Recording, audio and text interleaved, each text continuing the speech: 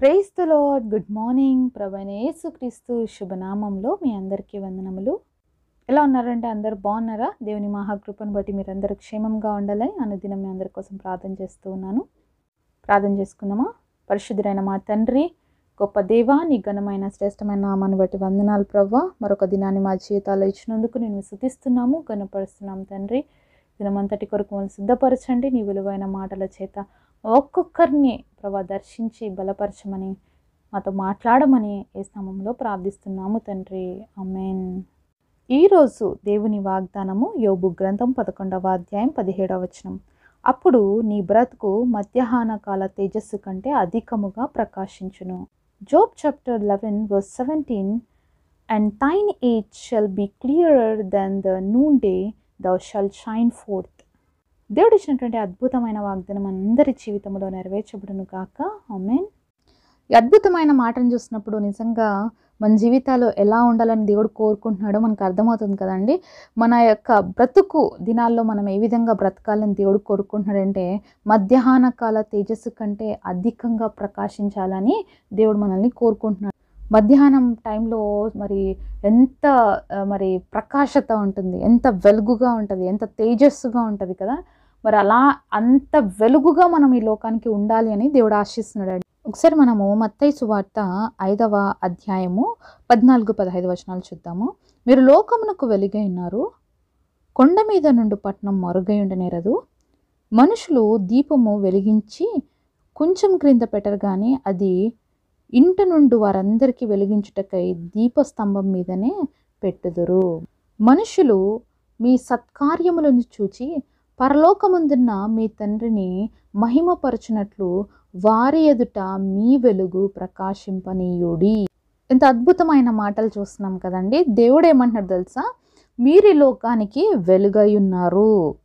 మనం ఏమై ఉన్నామంటే లోకంలో వెలుగుగా ఉన్నాము. మరి వెలుగు ఎప్పుడు కూడా చీకటితో స్నేహం చేయదు, అంతే కదండి. వెలుగున్న చోట చీకటి ఉంటుందా? ఉండదు కదా. కాబట్టి మనం ఇప్పుడు ఏమై ఉన్నాము? వెలుగై ఉన్నాం. మనలో ఏముండకూడదు? చీకటి ఉండకూడదు. చీకటి ఉంటే ఇంకా మనం చీకటి అయిపోతాం తప్ప వెలుగులా అవుతాం కదా. కాబట్టి ఈరోజు మనం వెలుగుతున్న వారుగా ఉండాలి. ఇంకొక మాట చెప్తున్నాడు దేవుడు, కొండ మీద నుండి పట్టణం మరుగై ఉండనేరదు. మరి ఊర్లో మనం అప్పుడప్పుడు చూస్తూ ఉంటాం కదా, మరి కరెంటు పోయినప్పుడు, మరి పవర్ కట్ అయిపోయినప్పుడు మనకు కనిపించేది ఏంటంటే, ఏదన్నా ఒక ఎత్తైన స్థలంలో ఒక్కరికి ఎవరన్నా వాళ్ళ ఇంట్లో ఇన్వర్టరో లేకపోతే ఉన్నట్లయితే వాళ్ళ ఇంట్లో వెలుగు అందరికీ కనబడుతుంది.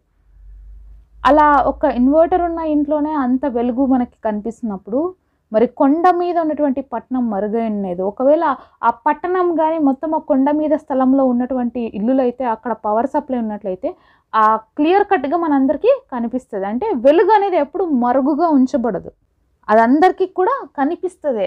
కాబట్టి ఈరోజు నువ్వు నేనే వెలుగుగా ఉండాలని దేవుడు కోరుకుంటున్నాడు. మనం మరుగుగా ఉండగలుగుతామా? ఉండలేం కదా. మనందరికీ కనిపిస్తాం, మనల్ని అందరూ చూస్తారు. ఇంకొకటి ఏమంటున్నాడంటే దేవుడు, ఒక దీపం వెలిగించి మనం ఎక్కడో కింద పెట్టాం కదా, మంచం కింద పెట్టేస్తామా అండి? ఏమొస్తుంది దాన్ని? దీపాన్ని వెలిగించి మంచం కింద పెట్టేస్తే ఏం రాదు కదా.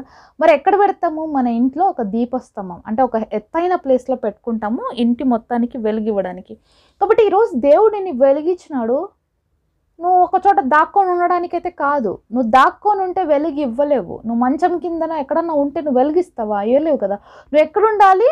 దీపస్తంభం మీదనే ఉండాలి. అప్పుడే నువ్వు వెలుగుగా ఉండగలుగుతావు. కాబట్టి నీ వెలుగు అనేకులు చూడాలి అంటే నువ్వు ఏ విధంగా మార్చబడాలి? ప్రకాశవంతమైనటువంటి వెలుగుగా నీ జీవితం ఉన్నప్పుడే అందరికీ కనిపిస్తావు. నువ్వు ఒక ఎత్తైన స్థలంలోకి వెళ్ళావంటే కారణం ఏంటంటే నువ్వు వెలిగించబడుతున్నావు కాబట్టి, నీలో ప్రకాశత ఉంది కాబట్టి, నీ ఇంటికే కాకుండా అందరికీ వెలుగు ఇవ్వాలి కాబట్టి నువ్వు ఎత్తైన స్థలంలోకి వెళ్తున్నావు. అంటే దేవుడు నువ్వు ప్రకాశిస్తున్నప్పుడు నిన్ను ఉన్నతమైన స్థితిలోకి దేవుడు తీసుకెళ్తాడు. ప్రతి ఒక్కరు నిన్ను చూసే విధంగా, ప్రతి ఒక్కరు దేవుని నిన్ను చూసి మహిమపరిచే విధంగా దేవుడే చేస్తాడు. అంటే ఇప్పుడు నువ్వు ఒక మంచి జాబ్ చేస్తున్నావు, దాంట్లో నీకు ఉన్నతమైన పొజిషన్ ఇస్తాడు దేవుడు. ఎందుకంటే నువ్వు దేవుని మహిమపరచడానికి, నువ్వు దేవుడిని నీ జీవితం ద్వారా ఘనపరచడానికి, అనేకులకి మాదిరికరంగా ఉండడానికి నీకు ఒక మంచి పొజిషన్ ఇస్తాడు. అంతేగాని నేను బాగా మంచి పొజిషన్లో ఉన్నాను కాబట్టి బాగా లంచాలు తీసుకోవాలి, బాగా డబ్బులు తీసుకోవాలి, ఇంకొకరిని మోసం చేసేసేయాలి, నేనే ఆస్తిపరుడు అయిపోవాలి, నేనే ఆస్తిపరురాలు అయిపోవాలి, నేనే ప్రజల్లో గొప్ప అనిపించుకోవాలి, నాకే అన్నీ ఉండాలి, ఇలాంటి ధోరణి, ఇలాంటి భావము చీకటికి సంబంధించిందండి.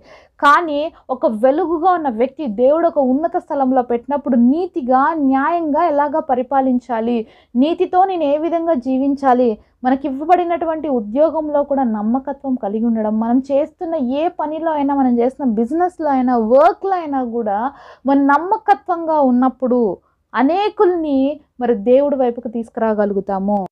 మనమున్నటువంటి ఆ పరిస్థితుల్లో, మనం చేసేటువంటి పనిలో మనం న్యాయంగా ఉన్నప్పుడు క్రీస్తుని ఇతరులకి చూపించగలుగుతాము. అదే నిజమైన వెలుగు. అదే దేవుడు కోరుకుంటున్నాడు. అందుకే మనము 16వ వచనంలో చూసినప్పుడు, మనుషులు మీ సత్క్రియలను చూచి పరలోకమందున మీ తండ్రిని మహిమపరచునట్లు వారి ఎదుట మీ వెలుగుని ప్రకాశింపనీయుడి. మరి ఆ విధంగా మనం ఉండాలి. మనం సత్క్రియలు మనం కనపరిచేవారిగా ఉండాలి. ఈరోజు చాలామంది ఏం చేస్తారంటే అనేకులతో దోచేసుకుంటారు అన్యాయంగా, అక్రమంగా. ఆ పేరుని పోగొట్టుకోవడానికి అలా ఏం చేస్తారంటే కొన్ని అనాథాశ్రమాలకి, లేకపోతే మరి వృద్ధాశ్రమాలకి, ఎక్కడన్నా ప్రజా కార్యాలు చేయటానికి ఆ డబ్బుని మేము ఇస్తాము, దానివల్ల మా పాపాలు పోతాయి, మాకు మంచి పేరు వస్తుంది అని చాలామంది అనుకుంటారు. కానీ మోసం చేసిన డబ్బు, అన్యాయం చేసిన డబ్బు, ఇంకా కొంతమంది అయితే ఇక్కడ అన్యాయం తీసేసి లంచం తీసేసుకొని నేను దేవుడికి ఇస్తాను అంటే దేవుడు యాక్సెప్ట్ చేస్తాడు అలాంటివి? ఎప్పుడు చేయడండి. దేవుడికి అలాంటివి ఇష్టం ఉండదు. నువ్వు అన్యాయం చేసిన డబ్బు తీసుకొచ్చి, నువ్వు అక్రమంగా సంపాదించిన డబ్బును తీసుకొచ్చి నేను దేవుడికి కానుక పెట్టలో వేస్తాను, మరి దేవుడికి ముక్కు చెల్లించుకుంటాను, లేకపోతే పాపం పేదవాళ్ళకి సహాయం చేస్తానంటే మాత్రం దేవుడు అలాంటి కార్యాలను ఎప్పుడూ యాక్సెప్ట్ చెయ్యడు. ఈ విషయాన్ని దేవుడి పిల్లలుగా మనం గుర్తుపెట్టుకోవాలి. దేవుడు మనకిచ్చిన దాంట్లో మనము చేసినప్పుడు తప్పకుండా దేవుడి నామానికి మహిమ వస్తుంది. ఒకటి, దేవుడు ఎదుట మనం నీతి న్యాయంగా నడుచుకోవాలి. అప్పుడే మనం మనుషుల ఎదుట కూడా నీతి న్యాయంగా నడుచుకోగలుగుతాం. మనుషులు చూడకపోవచ్చు ఈరోజు మనం చేస్తున్నవి, కానీ దేవుడు చూస్తున్నాడు. నువ్వు చీకట్లో చేసే ప్రతి పని దేవుడు వెలుగులోకి తేపోతాడు. కాబట్టి అలాంటి రోజు, దుర్దినాలు మన జీవితంలో రాకముందే మనమే వెలుగుగా ఉంటే చీకటి అనేది మనకి ఎక్కడ చోటే ఉండదు. కాబట్టి మనం చేసే సత్క్రియల్లో కూడా, మనం చేసేటువంటి మంచి కార్యాల్లో కూడా దేవుడు మన కష్టార్జితం చేత మనల్ని ఆశీర్వదించిన దాన్నే మనము ఇన్వెస్ట్ చేయాలి, మరి ఇవ్వాలి. అప్పుడే మన జీవితంలో మనకి బ్లెస్సింగ్ అనేది వస్తుందన్నమాట. అలా ఇచ్చినప్పుడే ఖచ్చితంగా మనుషులు దేవుని మనల్ని చూసి మహిమపరుస్తారు. వాళ్ళ కష్టంలో నుంచి, వాళ్ళ ఇబ్బందిలో నుంచి కూడా వాళ్ళు ప్రజలకి సహాయం చేస్తున్నారు, పేదవాళ్ళకి హెల్ప్ చేస్తున్నారనే మంచి పేరు దేవుడికి మహిమ తెస్తుందండి. కాబట్టి దేవుడి బిడ్డలుగా మనము వెలుగుగా ఉండాలి. నార్మల్ వెలుగుగా కాదు, మధ్యాహ్నపు తేజస్సు లాంటి వెలుగుగా ఉండాలి. అది ప్రతి ఒక్కరికి కనిపిస్తుంది. మధ్యాహ్నం ఎండ ఉండే టైంలో ఏ చీకటిని ఎంత దాచిపెట్టగలుగుతామండి? ఎవరివన్నా అవుతుందా? కనీసం మన ఇంట్లో ఎంత కర్టన్స్ వేసినా, ఎంత మరి రూమ్స్ అని ప్యాక్ చేసినా కానీ వెలుగు వస్తూనే ఉంటుంది కదా. అంటే ఒక చీకటి కలిగిన ప్రదేశంలోకి కూడా ఆ మధ్యాహ్నపు తేజస్సు వెలుగు ఏ విధంగా వెలిగిస్తుందో, అలాగే ఈరోజు చీకటితో నిండిన జీవితాల్ని, అలాగే ఈరోజు చెడుతో నింపబడినటువంటి స్థలాలలో, మరి చీకటితో ఉన్నటువంటి గదుల్లాంటి జీవితాల్లో కూడా మనము దేవుని యొక్క తేజస్సు అనేటువంటి వెలుగుని తీసుకెళ్లే వారిగా మనం ఉండాలి. అంత పవర్ఫుల్గా మనం దేవుడి కోసము జీవించాలి. అంత మంచితనంతో మనం బ్రతకాలి. అన్యాయపు జీవితాల్ని, అక్రమంతో సంపాదించే సంపాదన, ఇవన్నీ కూడా మనం విడిచిపెట్టి మనము నీతి కార్యాలు చేయాలి అంటే దేవుణ్ణి మహిమపరిచే రీతిగా మనము చేయాలి. అక్కడే మనము వెలుగుగా ప్రకాశిస్తాము, దేవుడి నామానికి మహిమ వస్తుంది. కాబట్టి ఈరోజు మనందరి జీవితాలని దేవుడు మధ్యాహ్నపు కాలంలో తేజస్సు ఏ విధంగా అధికమైన ప్రకాశత కలిగి ఉంటుందో అలాంటి మరి ప్రకాశత కలిగి, అలాంటి తేజస్సు కలిగి, అలాంటి వెలుగు కలిగి దేవుడి కోసం రోషముగా బ్రతకడానికి, అలాగే దేవుడి కోసం నమ్మకత్వంగా బ్రతకడానికి, దేవుడి నామాన్ని మహిమపరిచేటువంటి వెలుగుకరమైన జీవితాన్ని జీవించడానికి మనం ఒక్కొక్కరికి దేవుడు సహాయము చేయునుగాక. అటు జీవితాన్ని జీవించాలని ఆశపడుతున్న ప్రతి ఒక్కరు నాతో కలిసి ప్రార్థనలు ఏకీపిస్తారా?